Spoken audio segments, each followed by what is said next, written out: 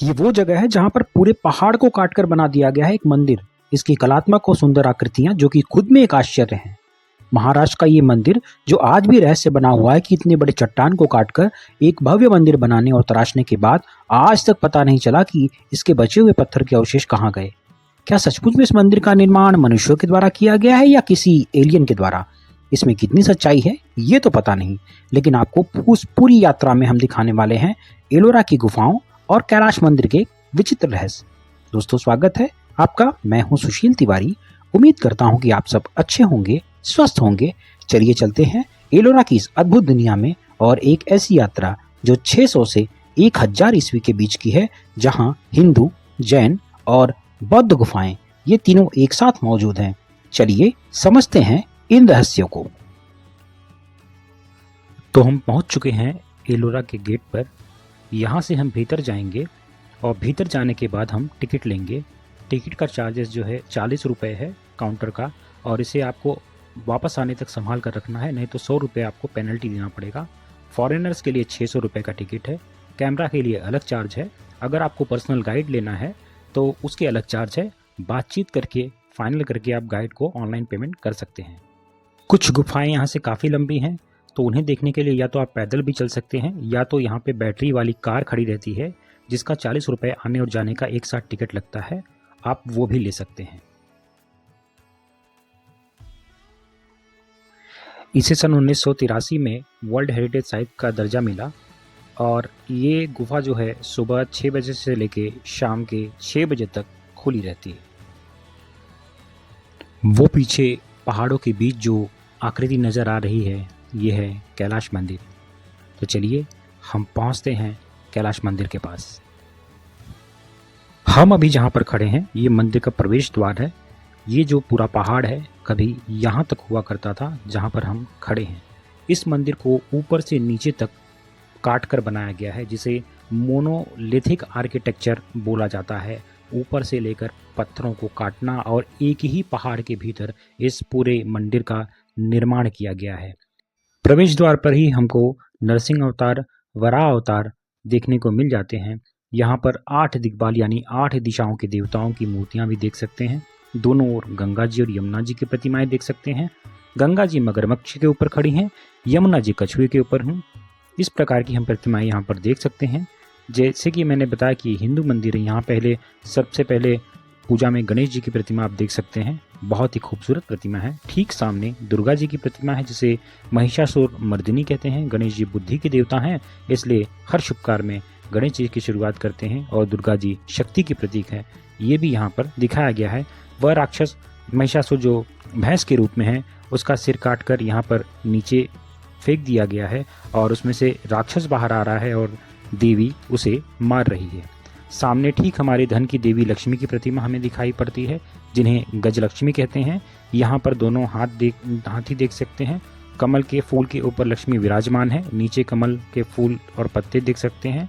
उस सरोवर में हाथी कलश से जल ले रहे हैं और ऊपर लक्ष्मी जी के ऊपर जलाभिषेक कर रहे हैं। ऐसा लगता है कि इन पत्थरों में लहरें उत्पन्न हो रही हैं, फूल और पत्ते हिल रहे हैं। इन पत्थरों ने गतिशीलता का आभास दिया है।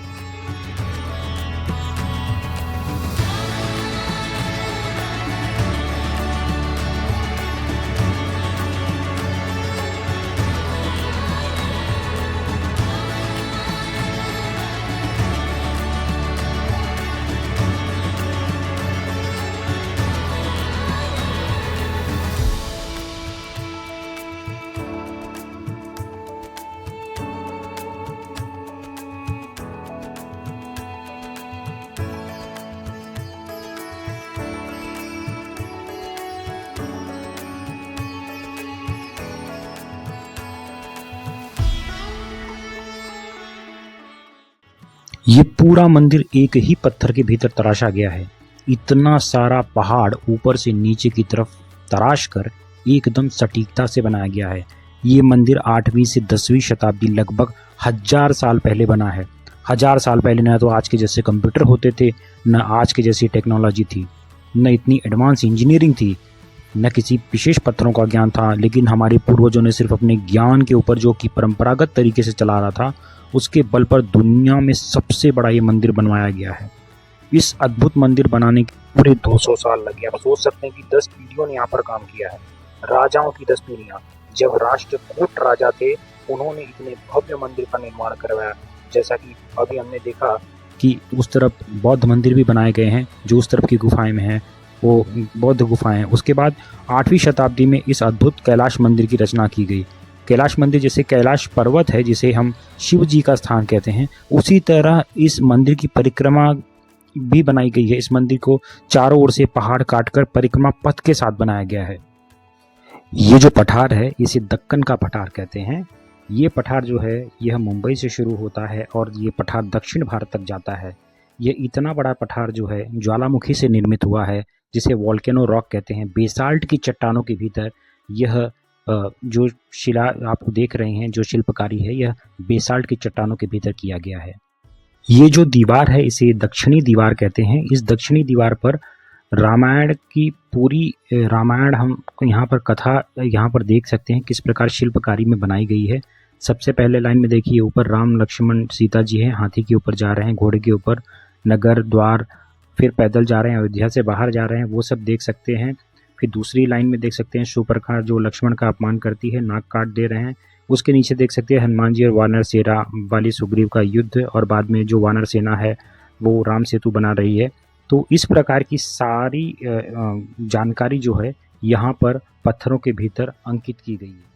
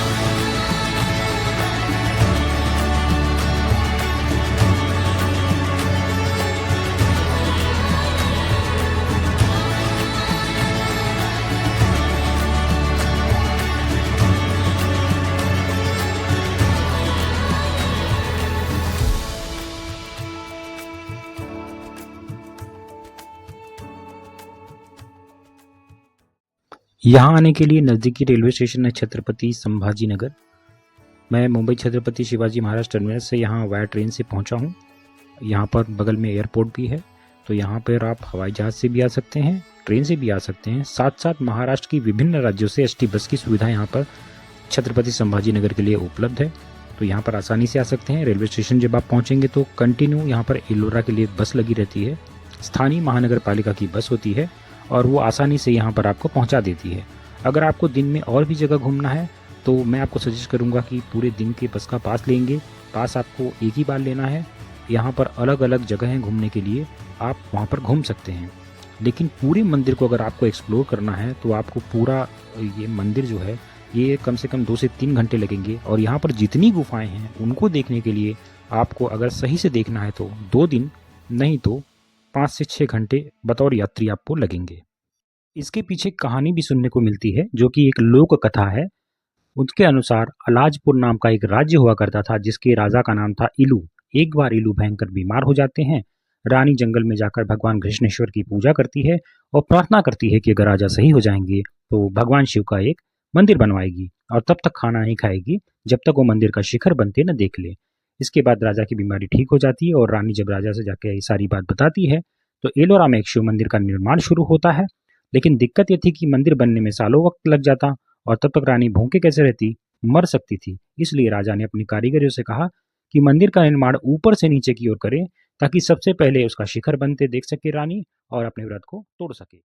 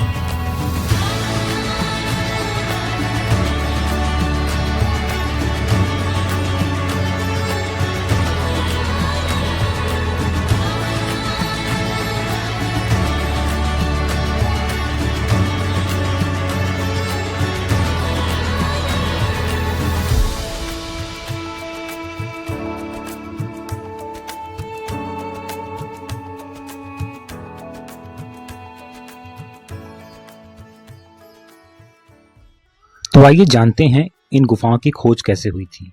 साल था 1819 का। जॉन स्मिथ नाम का एक ब्रिटिश अधिकारी एक दिन शिकार के लिए निकला महाराष्ट्र के औरंगाबाद यानी आज के संभाजी नगर से करीब 100 किलोमीटर दूर सह्याद्री की पहाड़ियों पर। उसे जंगल में एक नदी दिखाई पड़ती है जिसे स्थानीय लोग वागोरा करके बुलाते थे। नदी के किनारे घूमते हुए स्मिथ शिकार ढूंढ रहा था। नदी के ऊपर पहाड़ियों में उसे गुफा का मुहाना दिखाई दिया। गुफा में कोई जानवर हो सकता है, ये सोचकर स्मिथ गुफा के अंदर गया। रोशनी में जब उसने गुफा के अंदर का नज़ारा देखा तो यह नज़ारा हैरान कर देने वाला नजर आया। यहीं से अजंता और एलोरा की गुफाएं देश और दुनिया की जानकारी में आई।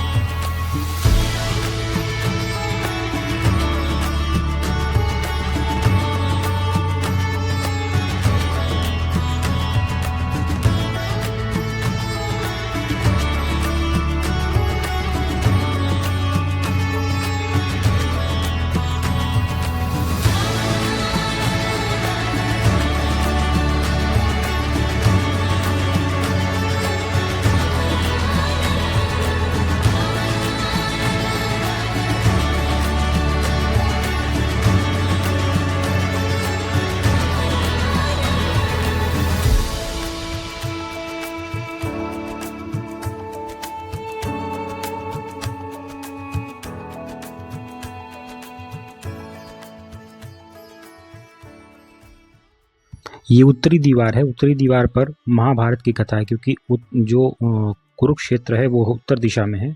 तो यहाँ पर देख सकते हैं महाभारत की सारी कथा यहाँ पर अंकित की गई है, यहाँ पर बनाया गया है नक्काशी में। नीचे वाली लाइन में आप देख सकते हैं कि भीम और दुर्योधन का युद्ध है, फिर 5 पांडव है, घृष्टद्युम्न देखिए गला काट रहा है। नीचे की 2 लाइन में भगवान श्री कृष्ण की जन्म कथा है, वहाँ पर किस प्रकार जन्म हुआ, किस प्रकार उनको जेल के बाहर लेकर गया, पूतना को किस प्रकार से उसका संहार किया गया है।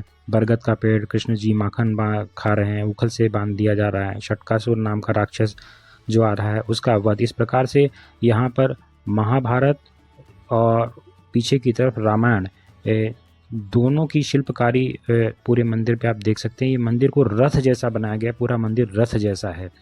यहाँ पर आप देखेंगे इस मंदिर को हाथी और सिंह के ऊपर रखा गया है। अलग अलग हाथी और सिंह ने इस मंदिर को आधार दिया है और हमारे सामने महाभारत के दृश्य दिखाई पड़ते हैं।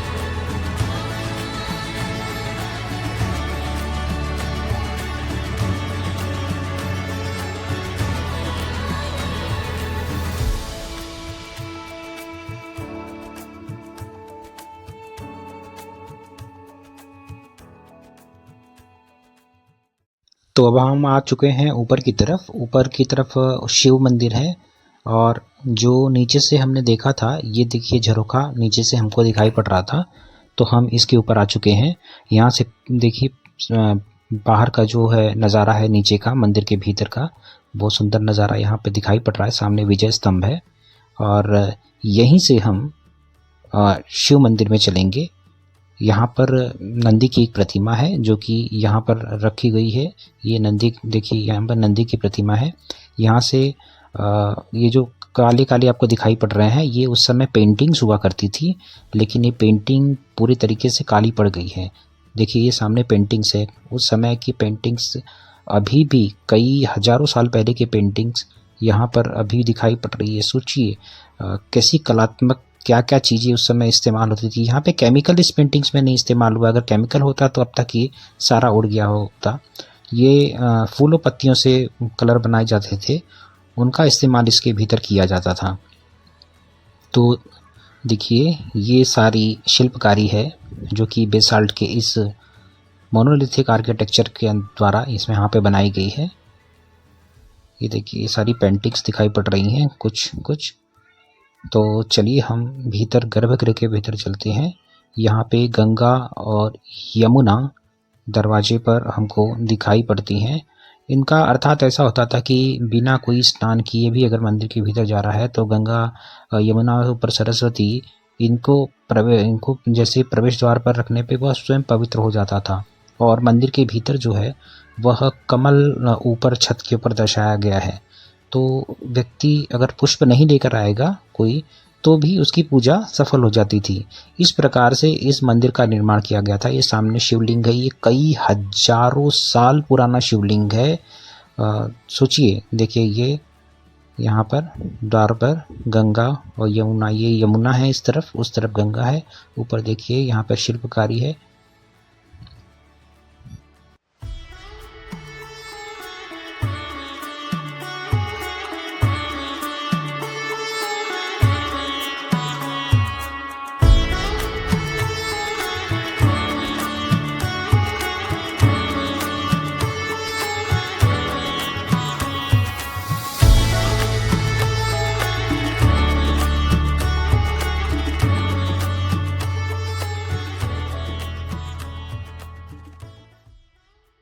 यहाँ पर शिव जी की अनेक प्रकार की मूर्तियाँ आपको देखने को मिल जाएंगी। किन्हीं किन्हीं मूर्तियों में शिव और पार्वती जी शतरंज का खेल खेल रहे हैं, वो देखते हुए आपको मिलेंगी। पार्वती जी लगातार जीत रही हैं और भगवान शिव उनका हाथ पकड़कर और एक बार खेलने की विनती कर रहे हैं, पासे फेंक रहे हैं। और यहाँ पर कहीं कहीं देखेंगे तो मार्कंडेय जो बालक है, शिव का भक्त होता है, हमेशा शिव पूजा करता है, लेकिन वो अल्पायु है। जब यम उसके प्राण लेने आते हैं तो शिव जी जो है शिवलिंग में से प्रकट होकर यम को रोक रहे हैं। ये भी यहाँ पर दिखाया गया है। यम पाश भी यहाँ पर दिखाया गया है और शिव जी उसे बचा रहे हैं। शिव पार्वती का जो विवाह का प्रसंग है वो भी यहाँ पर दिखाया गया है। ब्रह्मा जी भी यहाँ पर हैं, सप्तपदी ले रहे हैं, अग्नि है पुरोहित के रूप में। सारी चीज़ें यहाँ पर दिखाई गई हैं। ये जो पूरी गैलरी है ना, ये उसी तरीके से बनाई गई है। मतलब यहाँ पर सारी चीज़ें हैं। और यहाँ पर अंधकासुर का जो वध किया गया है वो मूर्ति, अंधकासुर राक्षस को वरदान था कि रक्त की हर बूंद जो जमीन के ऊपर गिरेगी उससे नया राक्षस पैदा होगा। इस प्रकार के भी सारी चीज़ें यहाँ पर दर्शाई गई हैं। ये पीछे जो है शिव, जो अभी हमने गर्भगृह देखा उसके पीछे ये मंदिर है। इन मंदिरों में क्या है कि जब मैंने प्रवेश किया तो देखा कि यहाँ पर शिवलिंग नहीं है, बल्कि जो शिवलिंग के नीचे का जो आधार होता है वो आधार हमको दिखे, लेकिन शिवलिंग की जगह वहाँ पर गड्ढे मुझे देखने को मिले। ऐसे मैंने जितने भी अभी यहाँ पर पीछे जितने भी मंदिर हैं वहाँ पर ये गड्ढे देखने को मिले। तो मुझे ऐसा लगता है कि ये आधार केवल बना दिया जाता था और जो ऊपर का जो पिंडी होता था उसकी प्राण प्रतिष्ठा एक साथ करने के बाद इसे यहाँ पर रख दिया जाता होगा, या ऐसा भी होगा कि ये यहाँ पर रखा होगा, लगाया गया होगा, लेकिन हो सकता है आक्रांताओं ने या उसे तोड़ दिया होगा या तोड़कर फेंक दिया होगा, क्योंकि यहाँ पर कुछ मूर्तियाँ जो हैं टूटी हुई हैं। तो मुझे ऐसा लगता है कि ये जो टूटी अवस्था है ये अपने आप टूटी अवस्था में है, इस पे तोड़ा तो नहीं गया होगा, लेकिन मैं सिर्फ एक अनुमान लगा रहा हूँ। यहाँ पर ऊपर देखिए ये जो काले काले आपको दिख रहे हैं ना, ये भी पेंटिंग्स थे, पूरी पेंटिंग्स थी। और यहाँ पर आपको प्लास्टर जो जैसा दिख रहा है वाइट सफ़ेद कलर का, ये पूरी एक नक्काशी थी। इसके ऊपर भित्ति चित्र थे तरह तरह के। इस पे जो अहिल्या देवी होलकर है उन्होंने एक बार इसकी पेंटिंग्स करवाई थी, इसको पूरे तरीके से प्लास्टर करवाया था, लेकिन उसके बाद में ये वापस ख़राब हो गया। ख़राब होने के बाद फिर एक कई 100 सालों तक यहाँ पर जंगलों में छिपा रहा। बाद में जब इसकी खोज हुई तो ये ऐसी ही अवस्था में मिला।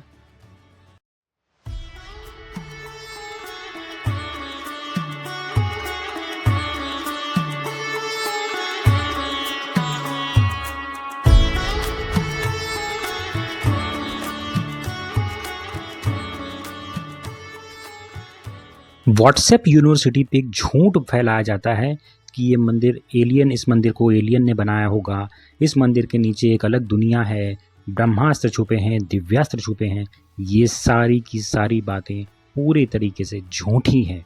इस बात का पता आपको तब चलेगा जब आप YouTube पर न देखकर खुद यहाँ पर इस मंदिर को देखने आएंगे, एक एक मूर्ति, एक एक नक्काशी, एक एक कारीगरी का आप निरीक्षण करेंगे, तो आपको पता चलेगा कि इस मंदिर को उस समय कितने आधुनिक तरीके से बनाया गया था, जो कि आज के विज्ञान को भी फेल करता है। इसलिए आपको एक बार एलोरा ज़रूर आना चाहिए। उम्मीद करता हूँ आपको ये जानकारी पसंद आई होगी।